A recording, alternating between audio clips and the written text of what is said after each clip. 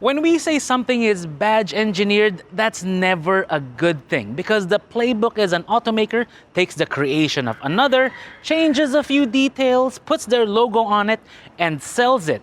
But with the BT-50, Mazda wants to flip that script.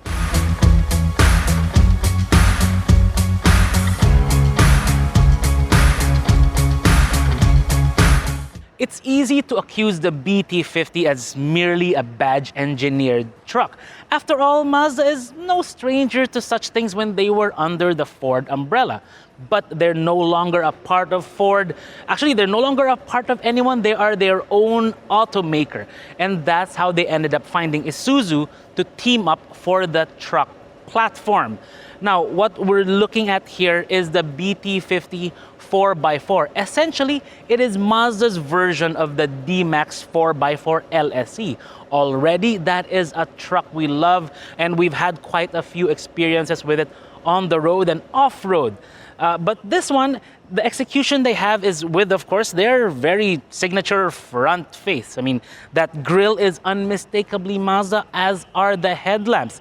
And surprisingly, it goes really, really well with a body like this, with the truck body.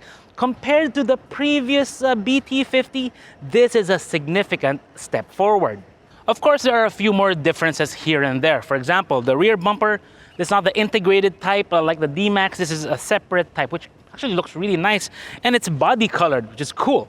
The taillights, it's definitely different from the D-Max, and definitely different compared to the previous BT-50, because that one had really big taillights that went all the way to the tailgate. The wheels are different, the tires are the same, these are AT25s.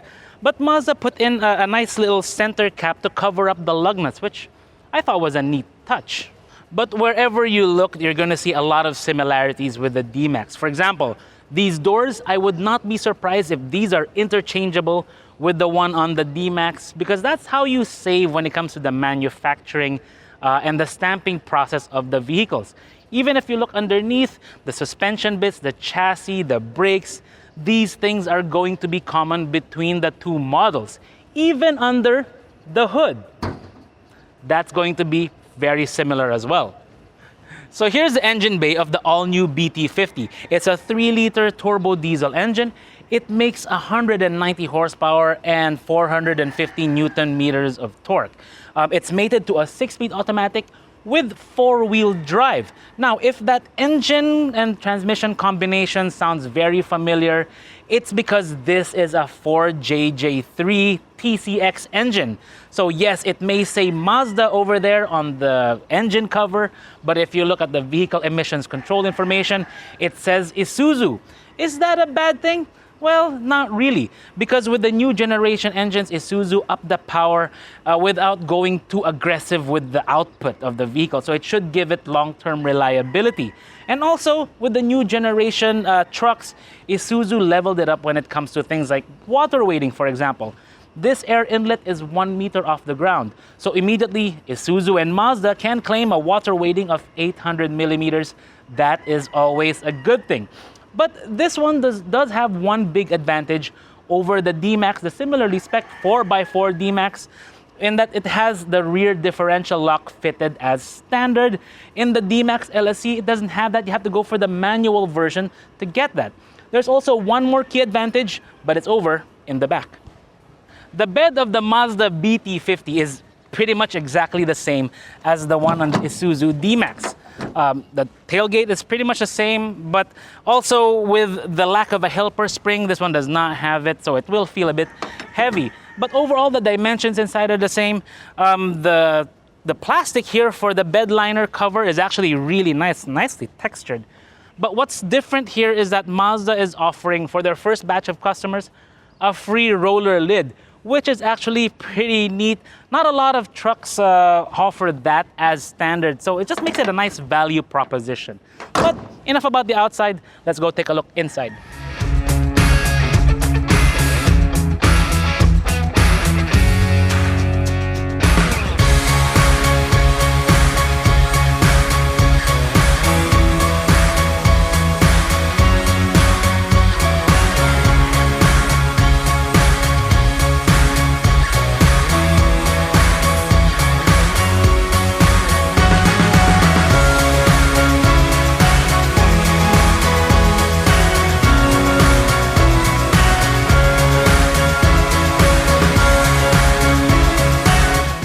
the back of the BT-50 is actually pretty nice. I mean, power windows, central door locks, it's all synced together. Leather seats, brown leather, it looks really good, feels really nice, and it's really soft and comfortable.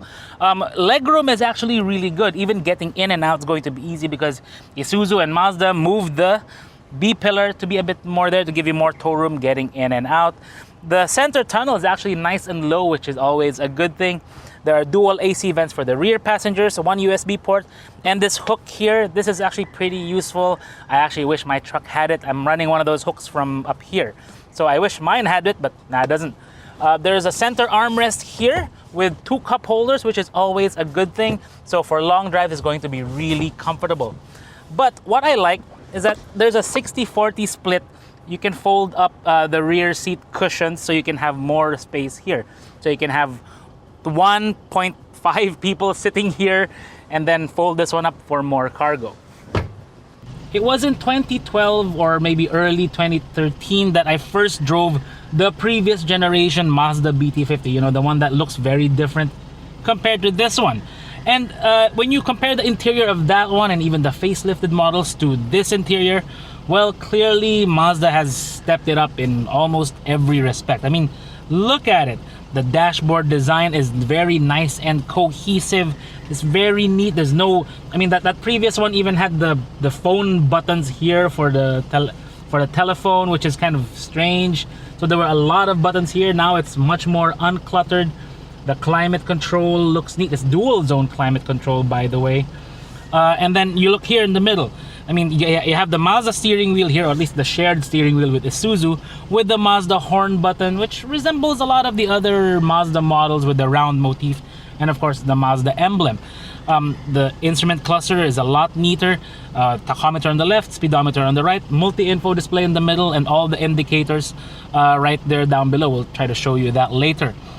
Now for the features, let's start right here.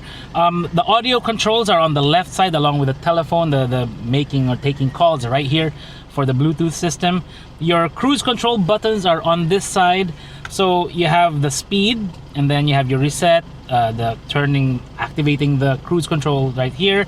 And then here, this button, that's what you use to adjust the distance to the vehicle ahead. Because this one has adaptive cruise control, meaning it will maintain a safe distance and adjust the speed accordingly to the vehicle ahead to help you cruise.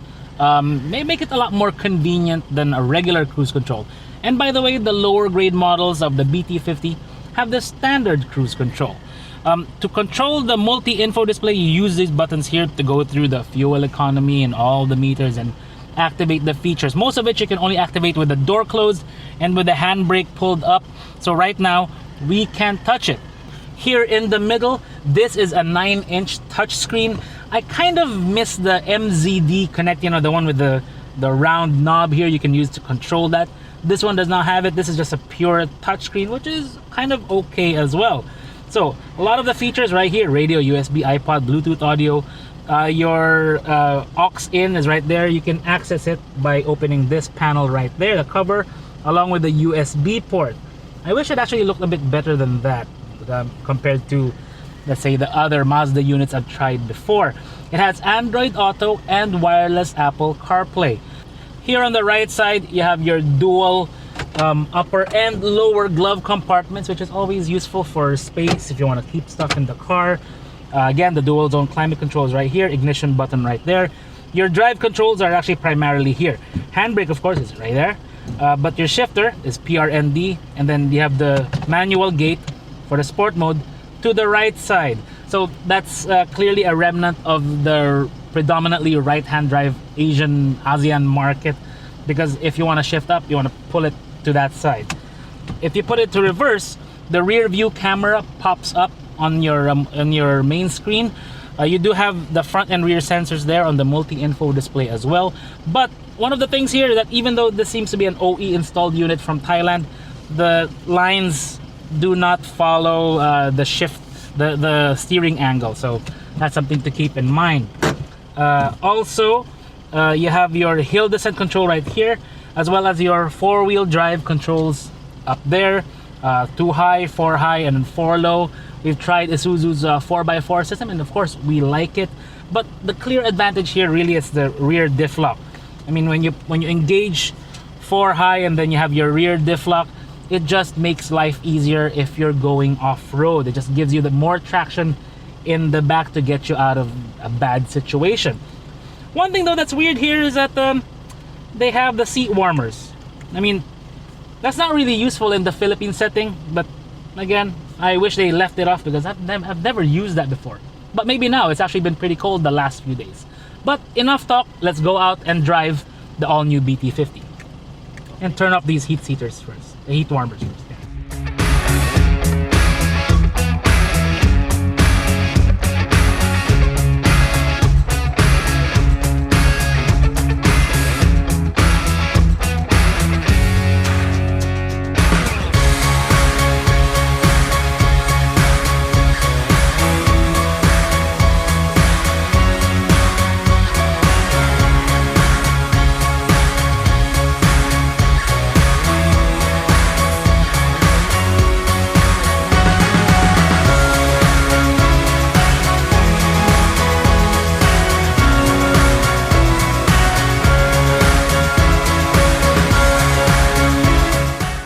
After about a week driving the BT-50, it's hard not to really love it because, for one, the driving position, the ergonomics, it's spot on. The seat you can adjust in so many different ways, and it's electronic right here. You've even got lumbar support here in the back. So no matter your body shape, height, weight, arm length, because arm length, you can actually tilt. This is tilt and telescopic adjustable. So you can find a natural position for your body type, which is always a good thing in a truck you want to drive every day. And another thing about the BT-50 is the noise control. Or, I mean, like for example, that big truck, that was really heavy, really loud. I mean, if the windows were open, it would be really, really loud outside. So none of that noise really makes it in here in a very unpleasant manner, and that's always a good thing.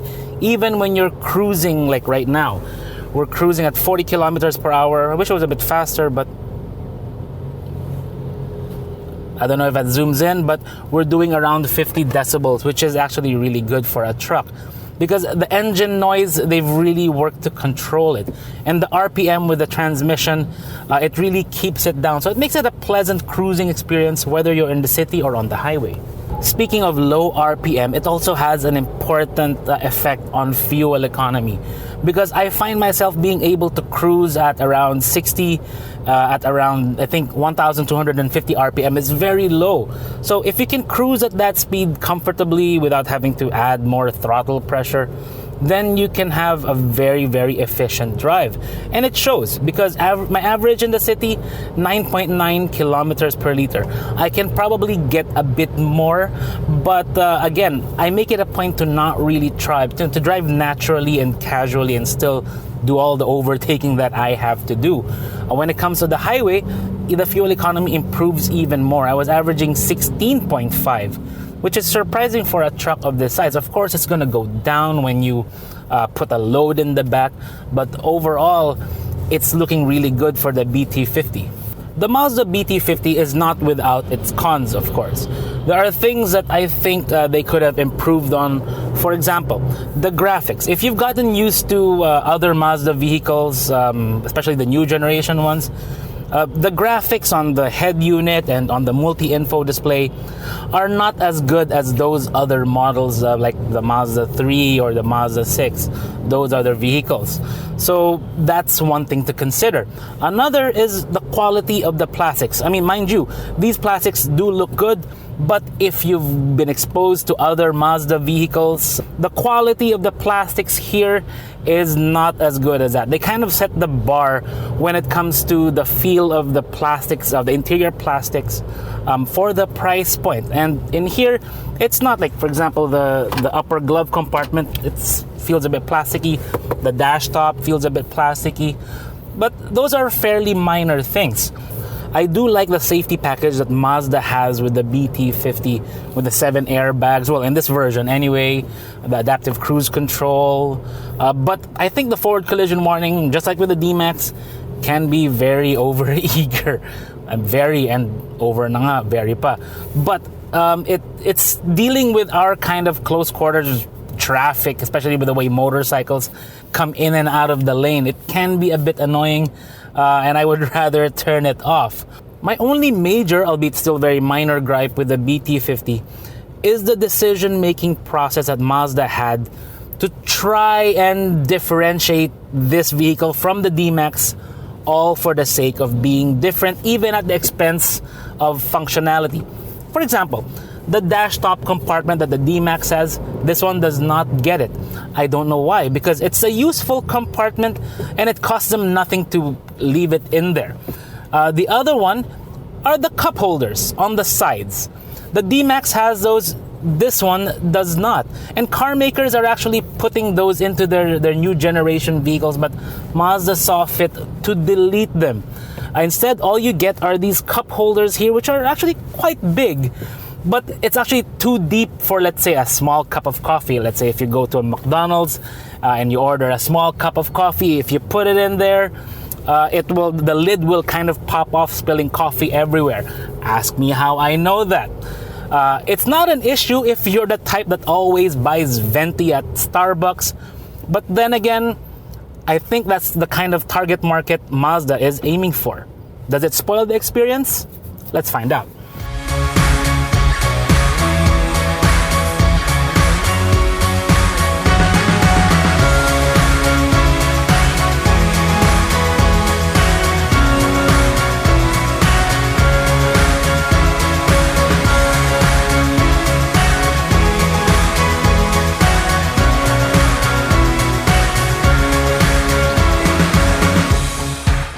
Here's a compelling bit about the Mazda BT-50.